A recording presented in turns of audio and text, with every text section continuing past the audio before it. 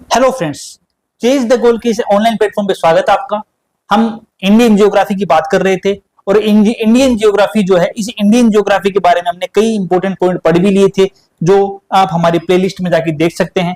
आज का जो हमारा पॉइंट है, आज का जो हमारा टॉपिक है जिसको हम डिस्कस करने वाले हैं, वो पॉइंट है हमारा महाद्वीप एवं महासागरों की उत्पत्ति कैसे हुई है। ठीक है, कौन सा पॉइंट है? पॉइंट का नाम है महाद्वीप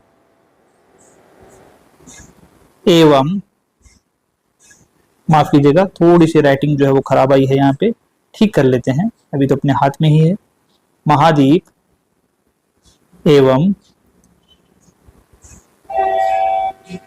महासागरों की उत्पत्ति, कि किस प्रकार से महाद्वीप एवं महासागरों की उत्पत्ति हुई है।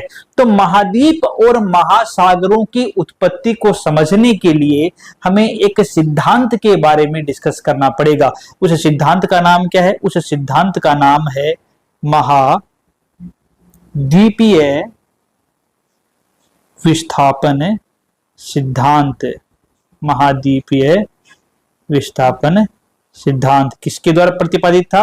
ये प्रतिपादित था आपके वेगनर के द्वारा। वेगनर के द्वारा सन 1912 के अंदर महाद्वीपीय विस्थापन सिद्धांत जो था उसका प्रतिपादन किया गया था।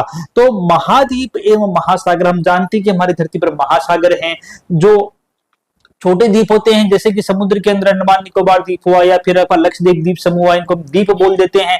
बड़े बड़े भूखंड होते हैं, उन बड़े बड़े भूखंडों को हम क्या बोल देते हैं? बड़े बड़े भूखंडों का हम महाद्वीप बोल देते हैं।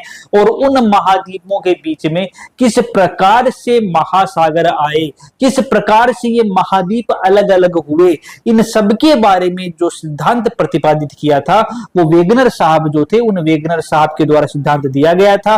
और वेगनर साहब के द्वारा दिए गए सिद्धांत को, जो कि सन 1912 में दिया गया था, महाद्वीपीय विस्थापन सिद्धांत के नाम से जाना जाता है। क्या बोलता है महाद्वीपीय विस्थापन सिद्धांत? महाद्वीपीय विस्थापन सिद्धांत ये बोलता है कि यह एक ऐसी प्रक्रिया है जिसमें पहले क्या था, एक प्राचीन महाद्वीप था जिसका नाम पेंजिया था। और उस पेंजिया महाद्वीप में क्या हुआ? कौन सा महाद्वीप था प्राचीन? प्राचीन जो महाद्वीप था उसका नाम था पेंजिया। ठीक है, इस पेंजिया महाद्वीप में क्या हुआ? इस पेंजिया महाद्वीप के अंदर विखंडन हुआ, वह विस्थापन हुआ। क्या हुआ? जो पेंजिया महाद्वीप था, उस पेंजिया महाद्वीप के अंदर विखंडन और विस्थापन की प्रक्रिया हुई। और पेंजिया महाद्वीप में विखंडन और विस्थापन की प्रक्रिया के द्वारा आधुनिक समय के जो महासागर हैं और आधुनिक समय के जो महाद्वीप हैं उनका निर्माण हुआ। क्लियर है इतना कि पेंजिया महाद्वीप में विखंडन और विस्थापन के कारण से आधुनिक टाइम के अंदर प्रेजेंट जो महासागर और महाद्वीप हैं उनका निर्माण हुआ। कैसे हुआ? पहले क्या था, इनिशियली मान लो कि इनिशियली ये हमारी क्या है, हमारी पृथ्वी है। ठीक है, इस पृथ्वी पर क्या था? इस पृथ्वी पर पहले केवल एक ही महाद्वीप था, ये एक महाद्वीप हो गया। ठीक है, इस महाद्वीप का नाम क्या था? इस महाद्वीप का नाम था पेंजिया। ठीक है, पहले एक महाद्वीप बना पेंजिया। ठीक है, इसके चारों तरफ क्या था? इसके चारों तरफ ये जो था वो एक समुद्र प्रेजेंट था, एक सागर प्रेजेंट था। इस सागर का नाम क्या था? इस सागर का नाम था आपका पेंथालसा सागर। ये कौन सा सागर है? ये जो सागर प्रेजेंट था इसका नाम था पेंथालसा सागर। ठीक है, तो इनिशियली क्या था, प्राचीन समय के अंदर धरती पर केवल एक महाद्वीप था जिसका नाम था पेंजिया महाद्वीप। उस पेंजिया महाद्वीप के चारों तरफ एक सागर प्रेजेंट था, जिस सागर का नाम क्या था? उस सागर का नाम था पेंथालसा सागर। ठीक है, अब क्या हुआ? अब मैंने क्या बताया कि पेंजिया महाद्वीप के अंदर विखंडन हुआ। और पेंजिया महाद्वीप में विखंडन क्यों हुआ? पेंजिया महाद्वीप के अंदर आंतरिक भूगर्भ गतिविधियां चली और आंतरिक भूगर्भ गतिविधियां चलने के कारण से जो आंतरिक शक्तियां थी, उन आंतरिक शक्तियों के कारण से क्या हुआ? उन आंतरिक शक्तियों के कारण से उस पेंजिया महाद्वीप के अंदर क्या हुआ? पेंजिया महाद्वीप के अंदर विखंडन हुआ। और पेंजिया महाद्वीप में विखंडन के होने से क्या बना? पेंजिया महाद्वीप के अंदर विखंडन के होने से अब दो महाद्वीपों का निर्माण हो गया। कौन कौन से दो महाद्वीप बने? अब जो दो महाद्वीप बने वो उत्तर की ओर तो एक महाद्वीप आपका ये बन गया, दक्षिण के अंदर एक महाद्वीप आपका ये बन गया।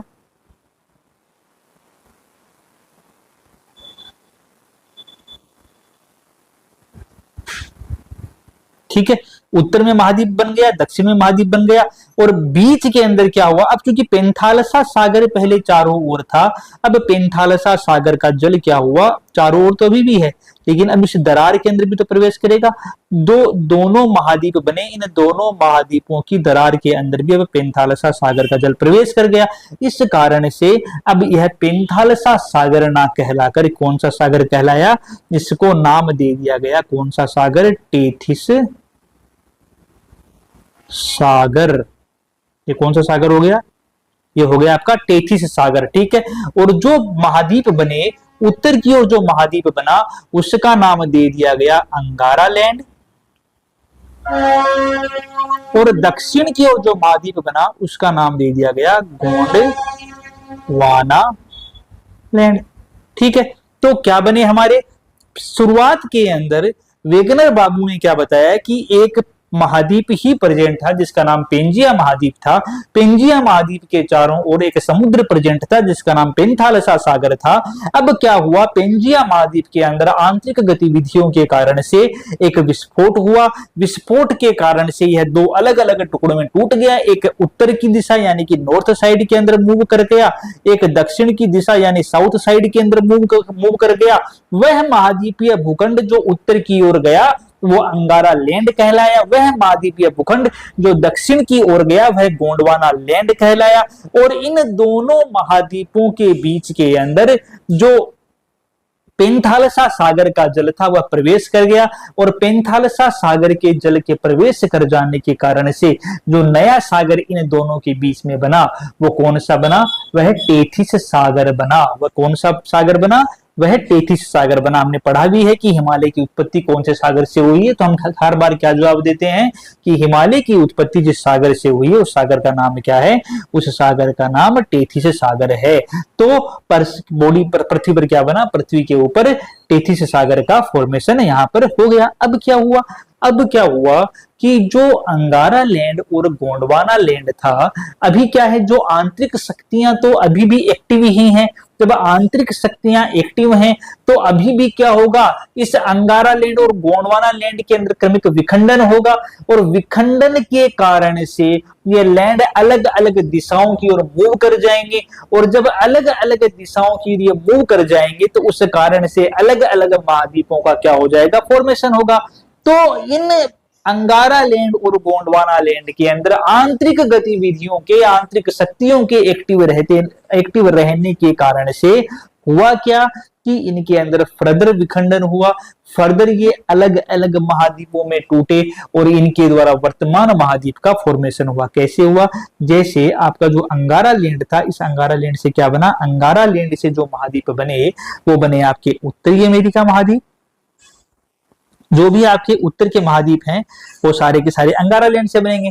जैसे उत्तरी अमेरिका आ गया, आपका यूरोप आ गया, आपका रूस आ गया, इसे यूरेशिया का हिस्सा होता है। ये तरह इसके द्वारा चीन जो है उस चीन के एरिया का निर्माण भी हुआ। ठीक है, क्या हुआ, जो अंगारा लैंड था उससे क्या बना, आपका अंगारा लैंड जो था उस अंगारा लैंड से उत्तरी अमेरिका, यूरोप, रशिया और चाइना के कुछ एरिया का क्या हुआ, निर्माण हुआ। इसी प्रकार से जो आपका गोंडवाना लैंड था उस गोंडवाना लैंड से क्या बना, गोंडवाना लैंड चूंकि दक्षिण में आता है, दक्षिण में आता है तो जितने भी दक्षिणी महाद्वीप हैं वो सारे के सारे क्या हो जाएंगे, वो आपके गोंडवाना लैंड से बनेंगे। जैसे कौन से, जैसे आपका दक्षिणी अमेरिका महाद्वीप आ गया, किससे बनेगा, गोंडवाना लैंड से बनेगा। जैसे आपका अफ्रीका महाद्वीप आ गया, किससे बनेगा, गोंडवाना लैंड से बनेगा।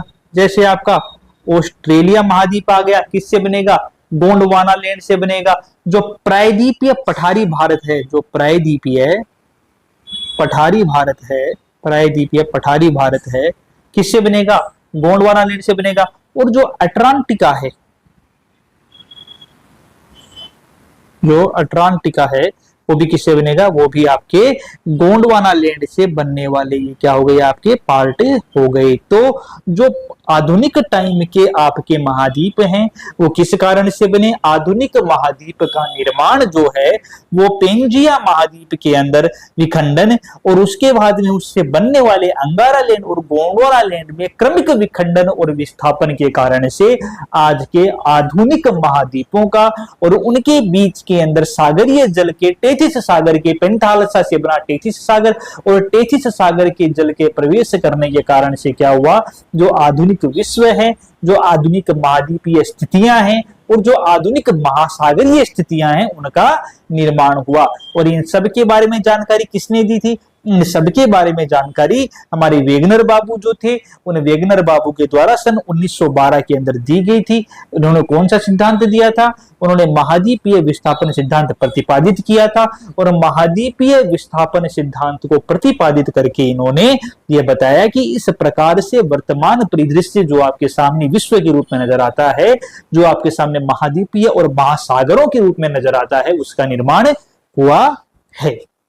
ये था हमारा महाद्वीपीय विस्थापन सिद्धांत, जो महाद्वीप और महासागरों की उत्पत्ति के बारे में बताने का काम करता है। हमारी जो अगली क्लास आएगी उस अगली क्लास के अंदर हम पृथ्वी की आंतरिक संरचना के बारे में बात करेंगे कि किस प्रकार से स्वेस के द्वारा जो क्लासिफाई किया गया है वो स्वेस क्लासिफिकेशन किस प्रकार से पृथ्वी की आंतरिक संरचना के बारे में बताने का काम करता है और वर्तमान मत जो है वो पृथ्वी की आंतरिक संरचना के बारे में कैसे हमें बताता है। सियाल क्या होता है, सीमा क्या होती है, आपकी मोह असंबद्धता क्या है, कोनाड असंबद्धता क्या है, इन सब के बारे में हम अपनी अगली क्लास के अंदर डिस्कस करेंगे।